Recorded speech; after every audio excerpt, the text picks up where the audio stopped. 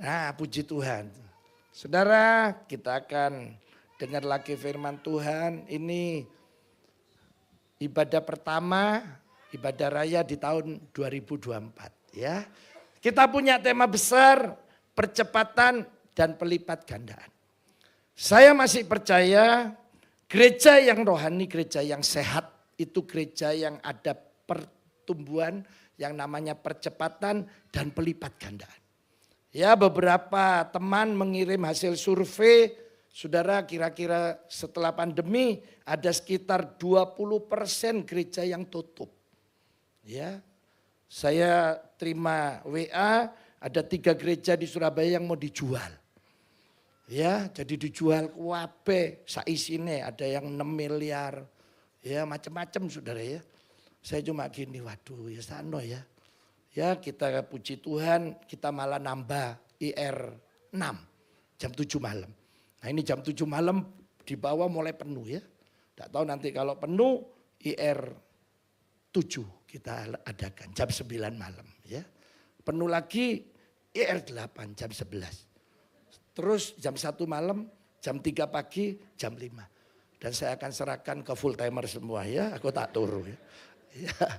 Jadi saudara, gereja yang sehat, yang rohani itu ada percepatan, ada pelipat gandaan. Nah gereja kita mengandalkan Roh Kudus. Jadi kalau kita mengandalkan Roh Kudus, otomatis ada kuasanya, ada karunia-karunianya. Itu akan dilimpahkan semua di gereja ini. Jadi kalau kita mengandalkan Roh Kudus, itu artinya gereja ini akan dipimpin oleh Roh Kudus. Jadi seperti di Kisah Rasul, itu rasul-rasul ya, Filipus bisa nemui sida-sida, kemudian Petrus aneh, ya menurut saya bisa datang ke rumahnya Kornelius. Nah siapa yang mimpin? Roh Kudus. Roh Kudus yang mimpin. Nah Roh Kudus ini juga kalau jadi andalan kita, dia menjadi sumber dari segala sesuatu.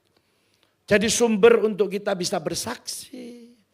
Dia memampukan kita. Juga semua kebutuhan kita Roh Kudus bisa menyediakan. Buktinya di Kisah Rasul, semua murid-murid waktu itu ya bisa diberkati oleh Tuhan. Nah hari ini karena tema di minggu pertama yaitu tentang optimis dalam iman.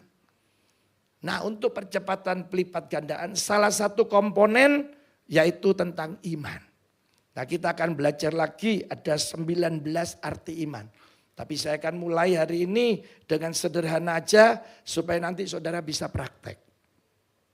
Kalau tidak praktek iman ini akan mati. Kita mulai dari ayat terkenal ya. Ibrani 11 ayat 1. Ayo kita baca.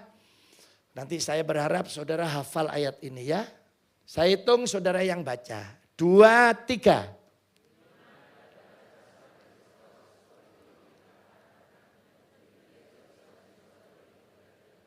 Ini pulang semua dah. Kok bisik-bisik ya. Ayo semangat, semangat. 2, 3. Iman. Kan? Dan bukti. Ya. Sekarang saudara merem. Baca ayat ini baik merem. Ya. 2, 3.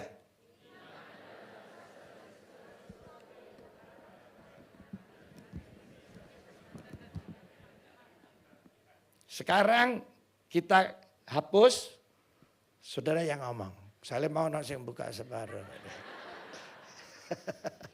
Ya, teko atas sih ketok kabeh ya. Ono sing ngantuk itu sampai nahan ini ya. Ayo dilangi, saudara baca. 2, 3.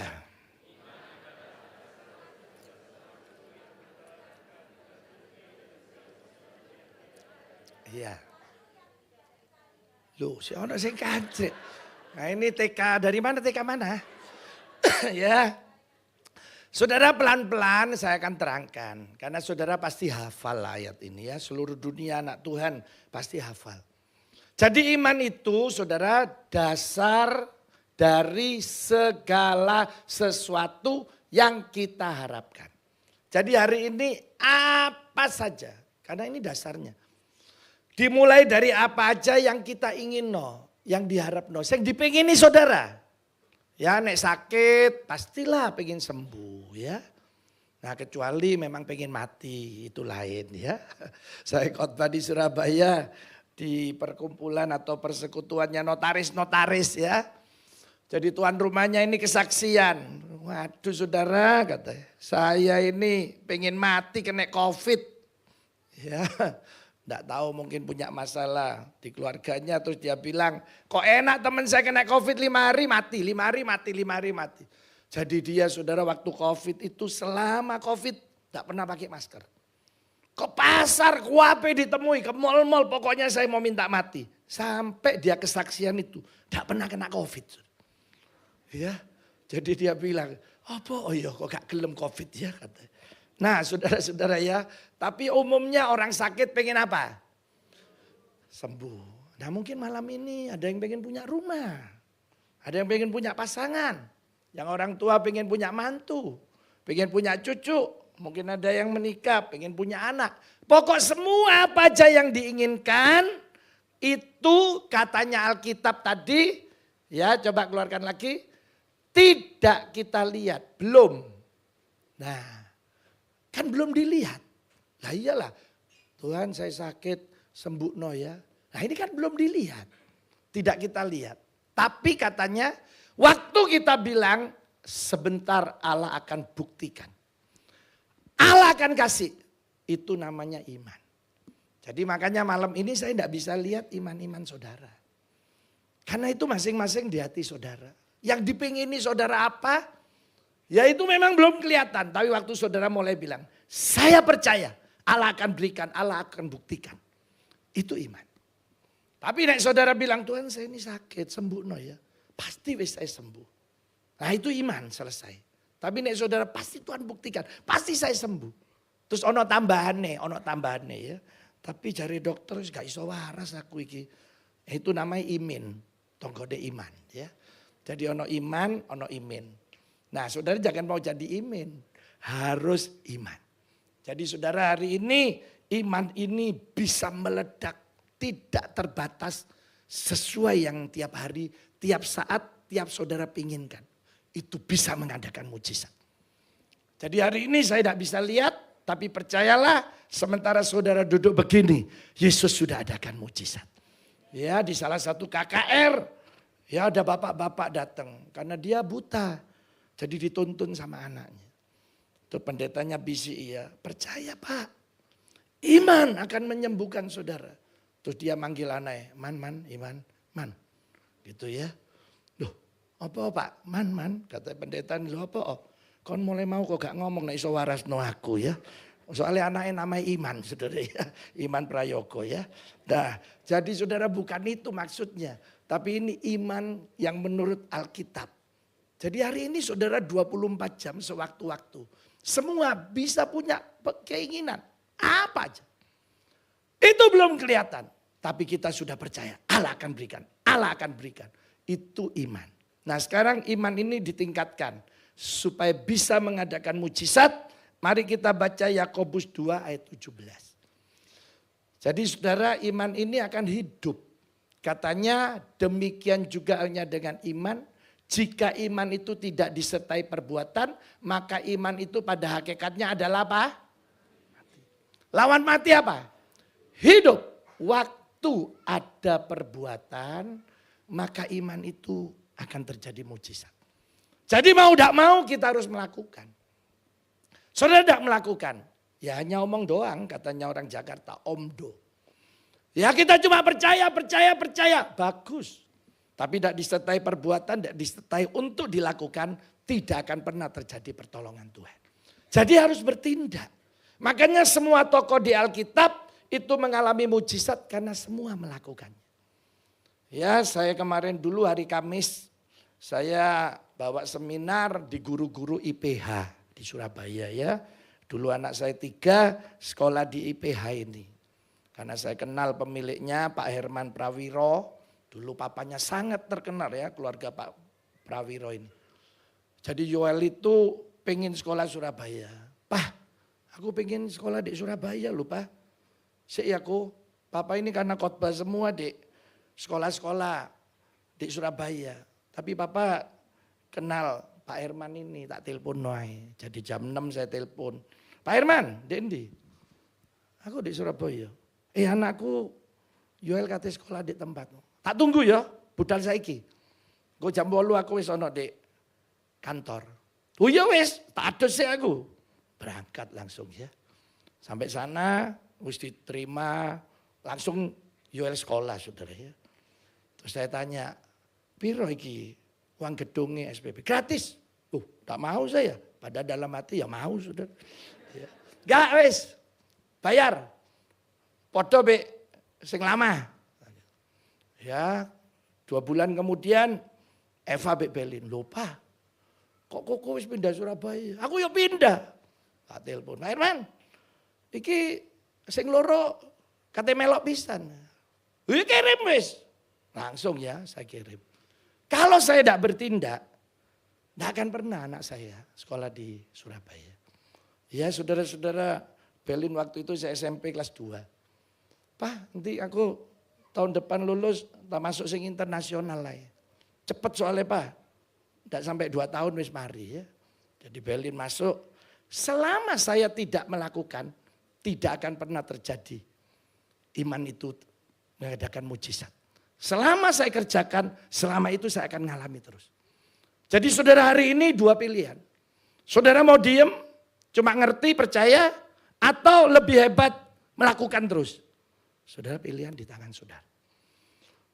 Jadi saudara kemarin saya bawa seminar, ya ada karena gurunya ada dari India, Filipina, macam-macam ya. Tidak tahu mereka terjemahkan sendiri. Pokok saya ngomong terus saya ya. Nah pulang terus istri saya karena sering tidak tahu hari itu telepon-teleponan be anak saya. Terus aku kangen, aku tak budal nang Sydney. Kalau saya bilang, kok kapan naik? Tidak akan berangkat. Ya wis kamu telepon no, cari tiket sekarang. Ya, jadi kemarin tadi malam istri saya berangkat, tadi pagi jam 7 wis nyampe. Ya, jadi Kemis ngomong, aku kangen aku be arek-arek. Ya apa? Ya wis, cari tiket. Iki ono iki. Ya wis tadi malam berangkat, pagi tadi nyampe. Pokoknya selama saudara tidak bertindak, tidak akan pernah tercapai. Gereja kita kalau dari dulu, ya mau alasan pandemi, mau alasan apa, sampai hari ini tidak akan pernah terjadi sampai lantai 3. Tadi pagi saya olahraga di sana sudah mulai dipasang untuk lantai 4. Ya mungkin minggu depan sudah dicor lantai 4. Saudara orang mau ngomong apa, kita tidak pusing. Karena kita tidak bergantung situasi dan kondisi. Tidak yang kita lihat. Tapi kita hari ini bergantung kepada Yesus yang bisa menolong saudara dan saya. Jadi Allah bekerja selama kita bertindak. Udah masuk akal loh Pak. Udah masuk akal ya Allah itu kecil. Makanya hari ini kita akan lihat dulu bagaimana ya orang Israel 3 juta ini mau masuk tanah Kanaan. Udah masuk akal. Ya kita baca Yosua 3 ayat 11 sampai 17. Mari kita lihat Yosua 3 ini ya ayat 11 sampai 17. Katanya sesungguhnya tabut perjanjian Tuhan semesta bumi berjalan menyeberang di depan kamu masuk ke sungai Yordan. Jadi ini akan melewati sungai Yordan. Sungai yang dalam. Nah katanya ayat 12. Maka sekarang pilihlah 12 orang dari suku-suku Israel setiap dari tiap-tiap suku. Ya pilihin 12. Sekarang ayat 13. Segera, nah kata Tuhan ini. Sesudah kaki para imam pengangkat tabut Tuhan, yaitu Tuhan semesta alam, berhenti di dalam air sungai Yordan, maka air sungai Yordan itu akan terputus. Air yang turun dari hulu akan berhenti mengalir menjadi bendungan. Jadi Tuhan ngomong gini ya, ini kan sungai Yordannya besar. Ini 3 juta mau lewat saudara ya. Nanti kamu begitu kakinya imam turun, baru terjadi bendungan. Stop air dari sana, stop sini stop. Ini perintah ya, mungkin yang dengar no gini, masa iso toh. Ya apa caranya nyetop air ini? Ya, saudara ini air ngalir terus. Ini secara akal. Nah, sekarang tinggal orang Israel, yaitu khususnya para imam ini mau melakukan enggak? Mari kita lihat ayat 14. ketika bangsa itu berangkat dari tempat perkemahan mereka untuk menyeberangi sungai Yordan, para imam pengangkat tabut perjanjian itu berjalan di depan bangsa itu. Nah ternyata mereka mulai jalan. Sekarang penentuannya di tepi sungai Yordan. Ayat 15. Segera sesudah para pengangkat tabut itu sampai ke sungai Yordan. Dan para imam pengangkat tabut itu apa saudara? Mencelupkan kakinya ke dalam air di tepi itu. Jadi wis debat-debatan wis. Cuma ada di pikiran nih, dikerjakan. Begitu dikerjakan, sungai Yordan itu sebak, ya terbelah ya. Sampai meluap sepanjang tepinya selama musim menuai. Terus ayat 16, maka berhentilah air itu mengalir. Air yang turun dari hulu, dari atas, melonjak menjadi bendungan jauh sekali di dekat Adam. Kota yang terletak di sebelah Sartan. Sedang air yang turun ke Laut Araba itu, yaitu Laut Asin, terputus sama sekali. Lalu menyeberanglah bangsa itu di tentangan Yeriko. Sekarang ayat 17, saudara yang baca. 2, 3.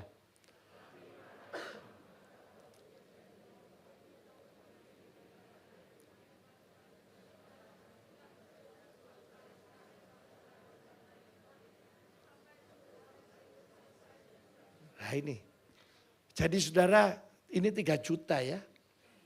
Ini mau nyebrang, ya pasti ada sing mikir waduh ya apa ini ternake. Anak-anake sing tuwek iki ya apa kongkong mak ini ya. Ya mungkin enggak tahu apa sudah habis semua, ya ada catatan karena di padang gurun 1 generasi sudah dihabisi Tuhan. Nah saudara, tapi Tuhan bilang nanti kakimu pokok dicelupno maka akan terbelah air. Ya mungkin kalau kita ya tenan Tuhan, tak akan pernah terjadi. Tapi apa yang dilakukan bangsa Israel?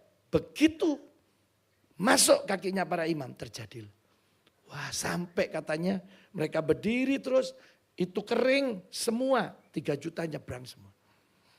Saya nek baca gini ya, rasanya gampang ya. Betul ya Tuhan ya. Sering kita otak kita, pikiran kita yang membuat Allah tidak bekerja. Kenapa? Karena kita yang sering kali, masa iso ya, tidak masuk akal. Nah ini orang-orang Israel, begitu banyak. Jadi saya ingin juga nanti semua jemaat Betani Yestoya yang ada di Malang ini baik cabang-cabang. Saya rindu nanti semua kita menikmati, mengalami semua apa yang kita lakukan lewat iman ini. Jadi semua ngalami. Ini kan 3 juta ngalami semua lewat. Oh ya, kan mereka lewat bisa lihat sendiri airnya. Saya tidak tahu apa air ini balik atau cuma stop gini ya. Sini juga apakah wis entek karena berangkat terus jalan atau mandek. Gak tahu. Nanti aja di sana tanya Yosua ya. Duh ya kan sini ngalir. Nah, apakah stop ini terus balik gini ya. Nah sini kan tadi jalan ke situ. Orang mesti lebih rendah. Apakah entek iki wis? Ya tidak tahu. Tapi yang jelas katanya jadi bendungan. Pokoknya jalan di tempat yang kering. Saudara, sesuatu yang ajaib terjadi. Itu di luar otak kita. Tapi iman bisa mengerjakan. Jadi makanya malam ini saya mau katakan iman ini tidak terbatas. Jadi saudara mungkin diketawai orang ya. Ya tidak apa-apa biar aja orang mau ketawa. Yang penting hari ini saudara dan saya menikmatinya. Nah ini rombongan. Sekarang yang sendirian. Nah saudara pasti kenal ini ya. Kita baca ayat yang disukai jemaat. Ayat apa? Ayat terakhir. 1 Raja-Raja 17 ayat 1 sampai 6. Nanti ada saatnya saudara bawa keluarga saudara memang mengalami mujizat. Family saudara. Tapi ada saatnya nanti kita sendirian. Sama pendekanannya.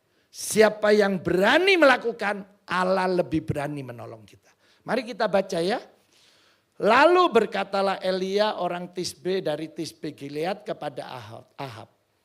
Demi Tuhan yang hidup, Allah Israel yang kulayani, sesungguhnya tidak akan ada embun atau hujan pada tahun-tahun ini kecuali kalau kukatakan. Ayat ini ya, saya rindu nanti terjadi sama saudara juga saya. Perkataan kita mengandung kuasa. Bayang no ini, Elia Dewian loh, ojo udan. seluruh dunia loh 3,5 tahun tidak hujan. Coba bayang dong saudara. Kadang kita ini loh mau KKR. Tuhan ojo hujan tolong Tuhan. Begitu amin lo banjir. Saudara. Ya, lo kok gak bodoh ya. Nah ini loh Elias itu ya 3,5 tahun tidak ada hujan. Saudara mau Malang 3,5 tahun tidak ada hujan. Waduh, wis ojo saudara ya. Iki kebaktian mambu kabeh gak kira adus ya. Gak kira ono sing guyu wis kanggo masker kabeh untune kuning ya. Nah ini ya, wis gak gosok gigi mahal ya. Air itu. Nah saudara hari ini kita lihat jadi Elia ngomong. Katanya ayat 2. Kemudian datanglah firman Tuhan kepada Elia. Ya ayat 3. Pergilah dari sini. Karena lama 3,5 tahun kan. Tidak ada hujan, airnya habis. Berjalanlah ke timur dan bersembunyilah di tepi sungai Kerit di sebelah timur sungai Yordan. Nah ini ya tadi podo Yordan. Tak bareng no, cuma ini anak sungainya. Jadi kan sungai Yordan itu ya dari negara Yordania. Masuk Israel terus sampai berakhir di Danau Galilea. Jadi salah satu saudara ya yang menjadi masukan untuk Danau Galilea itu sungai Yordan. Terus air hujan itu juga ya. Jadi saudara ini panjang. Nah terus ada anak sungai. Nah ini sungai Kerit. Masih disebut sungai Kerit. Berarti agak besar ya. Kalau kecil namanya apa? Kali. Kecil lagi got. Ya. Kecil lagi terowongan lah ya. Yo gede terowongan. Nah ini katanya suruh ke sana karena alamatnya tidak jelas. Pokoknya cuma jalan ke timur, sembunyi di tepi sungai Kerit, di sebelah timur sungai Yordan. Wes gitu toh ayat 4. Engkau dapat minum dari sungai itu. Nanti burung-burung gagak telah kuperintahkan untuk memberi makan engkau di sana. Nek saya jadi Elia, mungkin, duh Tuhan kok burung gagak? Bukan orang kaya di sini ta? Ya coba nek orang kaya saya ngasih makan, di pikiran kita ya. Oh iya ya, pasti dicepak noy. Tapi nek burung gagak, terus lagi minumnya dari air sungai. Saya belum pernah lihat air sungai yang bisa langsung diminum. Ada saudara? Lihat? Ya mungkin ya. Dulu saya kecil main sepak bola ya minum air sungai. Apalagi tiap jalan itu dikasih kendi. Apa ya kendi ini? Ya tempatnya air itu. Oh itu paling seneng saya karena nek minum dingin. Nah mungkin orangnya yang ngasih rumah itu sudah disimpan semalam. Sekarang kok ada ya? Mungkin takut dikek racun lah. Iya dulu dek pikir jalan tuh banyak kendi-kendi saudara ya. Nah, itu saya mesti minum ya air keran dulu. Ya saudara mungkin yang seusia-usia saya pernah juga ngalami ya. Nah ini minum air sungai. Ya saya tidak tahu airnya mengalir apa enggak. Kalau enggak ya pasti busuk. Tapi ya buat Elia tidak pusing urusan gini. Karena yang penting nanti dia melakukan. Katanya ayat 5. Lalu ia pergi dan ia apa? Nah ini loh. Seperti firman Tuhan. Sekarang ia pergi dan diam di tepi sungai Kerit di sebelah timur sungai Yordan. Ayat terakhir 6. Saudara yang baca 2, 3. Pada waktu.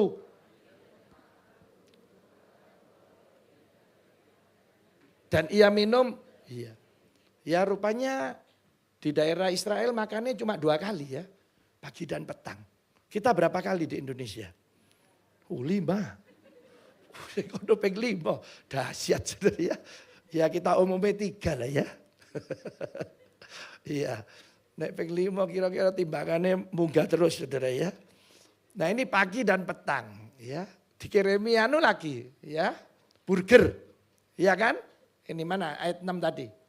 Nah ini ya. Daging dan roti ya. Elia 5.000 tahun lalu makan burger ya. Kita hari ini sih pancet pohong. Ya. Saudara saya gini ya. Ya apa ya cara Tuhan. Kok bisa ya? Pokoknya selama saudara hari ini mau melakukan. Gak bisa masuk akal semua. Itu arealnya Tuhan. Makanya malam ini sebenarnya berulang kali firman ini loh diulang-ulang. Makanya ono kitab ulangan. Gak pernah ada pendeta khotbah. Saudara batal khotbah hari ini. Karena saudara pernah dengar semua firman Tuhan. Diulang-ulang tapi kita ini seringkali ragu, bimbang, khawatir. Makanya kemarin di doa Kemis saya bilang. Saudara kenapa kita harus penuh Roh Kudus? Karena dia penolong. jemaat ya, itu aja diganggu. Apalagi pelayan. Makanya saudara mestinya pelayan itu terima kasih kalau gereja ini mendorong saudara dipenuhi Roh Kudus, dipenuhi Roh Kudus. Karena untuk saudara. Malah ada pelayan yang ngomong aneh ya. Wes kakean aturan wes mandek ya jadi pelayan. Saya gini, kok aneh ya? Oh saudara dipenuhi Roh Kudus loh. Kecuali ya aturan saya. Pokok semua pelayan harus setor 100 juta. Wes mandek kok. Itu angel. Loh, tapi ini suruh penuh Roh Kudus. Saudara terima kasih. Kenapa? Saudara dimotivasi untuk ada kuasa hari ini. Yaitu Allah sendiri yang akan memenuhi saudara. Long jemaat lo pelayan diganggu. Kita perlu Roh Kudus. Saudara belum lagi hari ini ya. Dengan teknologi. Berapa banyak anak Tuhan. Hamba Tuhan aja imannya lontur. Karena cuma dengan mencet ini loh. Mencet HP. Semua yang diinginkan datang di rumahnya. Bisa pakai iman-imanan. Jadi lemah imannya. Karena teknologi. Lah kita perlu Roh Kudus untuk apa? Ngingat no firman, bangkit lagi iman kita. Terus seperti itu. Lah saudara hari ini kita lihat belajar dari Elia. Ya tidak masuk akal. Aku cuma jalan di Sungai Kerit, sembunyi ya wes. Pokok nanti kamu minum dari air sungai. Saya mungkin gini ya. Waduh, mungkin kira-kira ya tiap Elia mau minum, mungkin Tuhan diganti ya hari ini stroberi ya. Mungkin besok es jeruk, saudara ya. Ya tidak tahu wis, pokoknya ditanya bisa nang Elia ya. Tapi yang jelas, yang tidak masuk akal gimana caranya burung gagak bisa bawa daging. Tuh nek gawa pecel bik lode percaya aku enggak doyan. Tapi nek daging lo itu lo makanannya. Seringkali kita ya, saya seringkali ketemu orang-orang yang katanya jemaat yang ngomong. Wih ku medit pak, medit, dit, saking medit. Terus tapi sama saya enggak. Jadi orang bingung. Loh iya ya. Pokok kualian kabeh. Ya memang Allah kan buat seperti itu. Nah seperti ini tidak masuk akal. Ah ini pakanannya daging. Kok bisa bawa daging loh. Elia. Jadi hari ini saudara hanya melakukan. Allah akan lakukan mujizat buat kita. Ini tak bawa ya. Nyari burung gagak saya gak nemu. Iki lumayan wis iki. Oleh nemu iki. Nah. Wis iki sih lumayan lah timbangan sing kapan. Ini burung apa namanya? Apa? Yo burung apa? Sejak tapi burung bukan gagak ya? Loh, betet gak hurai. Anu tak irengi ae sesuk iki. Ya. Lah, saya enggak tahu bawae dek mana ya? Apa dek cocoke? Tapi nek dek cocoke pasti baunya dagingnya. Wih luar biasa. Tidak tahu berapa lama ini Elia ada di Sungai Kerit ya. Jadi mungkin ganti-ganti terus ya. Ini rotine. Hari ini tak bawa sate. Nah, enggak sesuk tak ganti ya daging lain. Kenapa saya bawa ini? Biar saudara nanti ya. Oh ini wis buntu kabeh Tuhan ndak bisa. Elingo ini loh. Aku nyekel manuk iki loh. Ya. Loh saya ini sering tak gantung di pintu kamar. Nek wis sumpah wis buntu kabeh pikiran saya tak gantung tak delok ngene. Lah iya manuk ngene iso ngirim. Apa maneh Tuhan wong-wong mosok gak iso ngirim pasti iso lah. Ya. Ternyata ono sing ngirim bakso ya. Nah itu. Nah ini ya. Kenapa saya bawa ini? Biar saudara lihat. Oh iya ya. Ini pernah terjadi. Jadi saudara hari ini sebenarnya firman Tuhan itu sederhana. Tidak ruwet-ruwet. Siapa yang berani melakukan, dialah yang mengalami. Sebenarnya dengan melakukan itu, Allah itu bilang gini, oh berarti lu mempercayai aku. Jadi sebenarnya waktu saudara melakukan firman Tuhan, melakukan iman saudara, Allah cuma bilang, oh berarti kamu percaya be aku. Hanya itu. Kalau saudara tidak berani melakukan, Tuhan cuma bilang gini, oh gak wani, berarti gak percaya be aku. Jadi sebenarnya sederhana. Kalau saudara hari ini mempercayai dia, Allah yang sanggup yang bisa nolong kita. Kerjakan firman Tuhan. Pasti kita akan mengalaminya. Ya, jadi saudara ini untuk saudara sendiri. Bukan buat saya ya. Untuk saudara ngalami sendiri. Saya juga akan ngalami sendiri.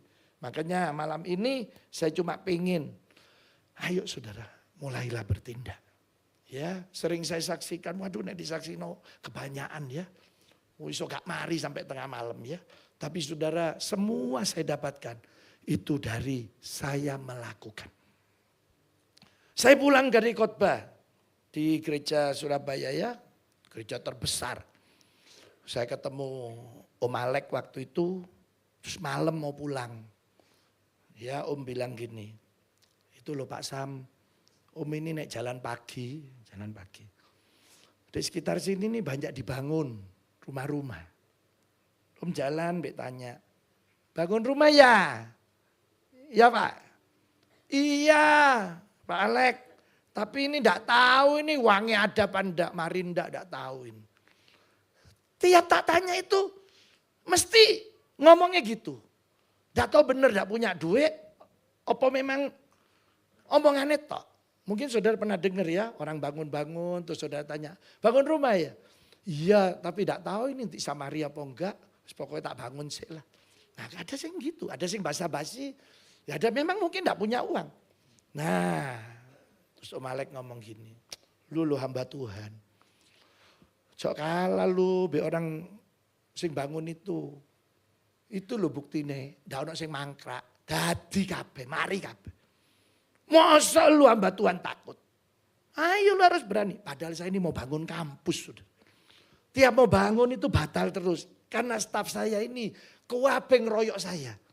Saya naik ngomong ini besok saya bongkar loh mau saya bangun. Staf saya ngomong jangan lupa nanti kuliahnya di mana Pak. Bongkar gampang lah bangun nih. Urung manis saya iya duit sopo ya. Wis langsung saya pulang itu minggu malam. Panas saya. Malam gak iso turu. Pokok sesuk bongkar. Kampus bongkar saudara ya. Begitu besok saya datang. Wah saya ketemu staf saya. Ini saya manggil pemborong. Bongkar ini. Terus staf saya ngomong. Loh jangan Pak Samuel nanti uangnya gimana. Terus bangun ya. Kakek ngomong kok tak gunting lambemu. Sebenarnya tak bongkar saudara. Mari. Ya. Wah sejak itu saya gini. Bangun kampus saya dewean wani. Nah sekarang lu bangun gereja jemaat akeh. Mosok wedi. Oh tambah wani saya saudara. Tambah tak tekati. Nek perlu kok lantai 10 tambahi sampai 20 ya. Ya. Saudara hari ini hanya yang berani melakukan. Dia akan mengalami. Nek saudara tetap ngomong. Iyalah Pak Samuel nek ngomong enak. Gak kira ngalami saudara. Tapi nek saudara bilang Tuhan saya mau praktek. Pasti ngalami.